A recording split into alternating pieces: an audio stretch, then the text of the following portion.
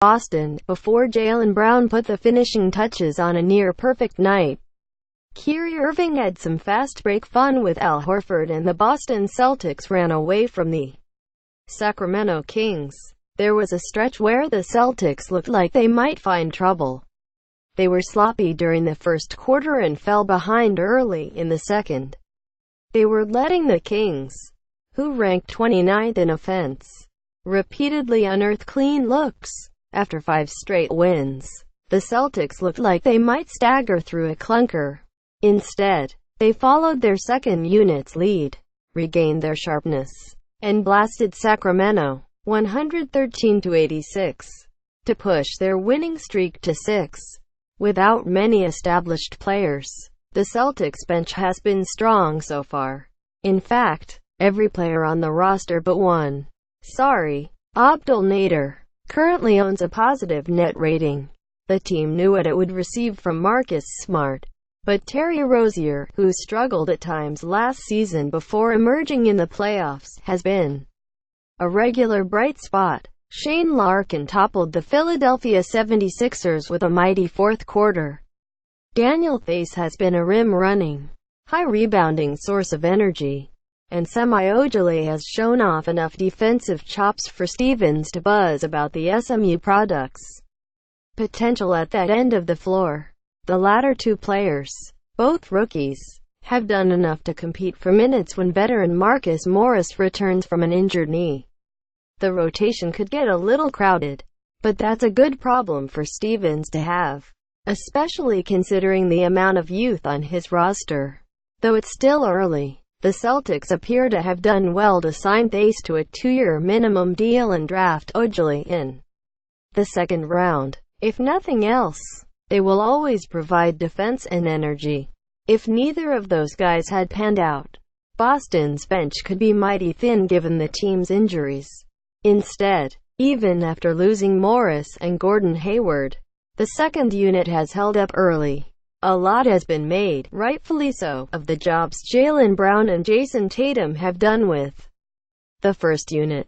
The normal starting lineup has been great, but the depth behind it has made a difference, too. That's not a surprise to Al Horford, who said earlier this week, even when we started, before training camp, when we were here in September and I was looking at the guys, all our guys can play. Quote, but it might be a surprise to anyone who wondered whether Theis, a 6'9", 215-pound center who played in Germany last season, would be ready for a regular role, or how a unit with Smart, Rozier and Ojeleye would put the ball in the basket. Believe it or not, according to NBA.com, that trio has racked up a stellar 112.0 points per 100 possessions over 39 minutes together. Admittedly, that's a tiny sample size, but those three players helped Theis and Tatum, who was spending time with the second unit, change the Sacramento game. Theis racked up a double-double, 10 points, 10 rebounds, while leading the Celtics to a 52-26 advantage on the glass. Through 7 games, he received an opening night DNP. He has led the Celtics in rebound rate, 25%, while converting 59.3% of his field goal attempts. And he's playing against big, strong guys.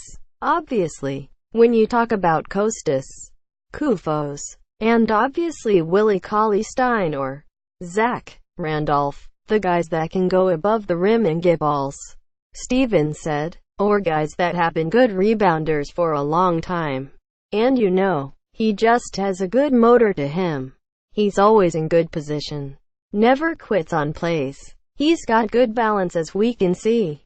And he's awfully long so he keeps his hands even when he doesn't get it. He tips it, kind of keeps it alive. But I think he's had, obviously, a darn good first 7 games. He's certainly done a lot of good things for us.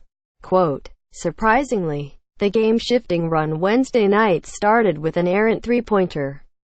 Theis tracked down Ojeleye's miss, got blocked by Kostas Koufos, retrieved the basketball a second time, and put home the hustle layup. Maybe the Celtics needed a jolt. Maybe they would have roasted Sacramento anyway. Whatever the case, the Boston bench proceeded to build an 11-0 run, flipping a 1-point deficit into a double-digit lead. I thought our second unit was the reason why we were in the position at halftime that we were in, said head coach Brad Stevens, referring to his team's 58-45 halftime lead. That was our best defensive 9 minutes, or 8 minutes, or 7 minutes, or whatever it was to start the quarter, and then I thought those guys got it going on the other end a little bit, too. Quote, after Theis put back bucket, the Celtics strung together a handful of big-time defensive plays. Ojeleye cut off the blazing fast Aaron Fox to force a missed jumper. Marcus Smart, 2 points, 8 assists, beat Buddy Hield to his spot to draw a charge. Theis slid over to block, then rebound a Hield attempt.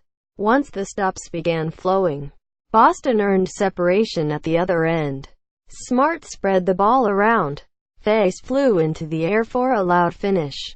And Rozier, 12 points, 4 for 9 shooting. Ojeleye, 11 points. And Tatum, 12 points, 4 for 7 shooting. Each pumped in buckets. I thought when our starters came back in, especially at the start of the third, they were really good, Stevens said. But I thought we were kind of going back and forth, and then the bench got us kick-started today, which is good. I'm encouraged by that. Quote, Stevens has also been encouraged by Rozier's defensive development. Marcus has always been a special defender, and that's something we've always known, Stevens said. The guy who's made the biggest strides is Terry, his ability to be in the right place more often than not. He's very consistent guarding great shooters. He's very consistent guarding guys that have the ball. He's able to position his body appropriately so he can direct them. Some of his possessions the other day against Wayne Ellington in Miami were outstanding. His growth and continued rise has been really good on that end. Quote,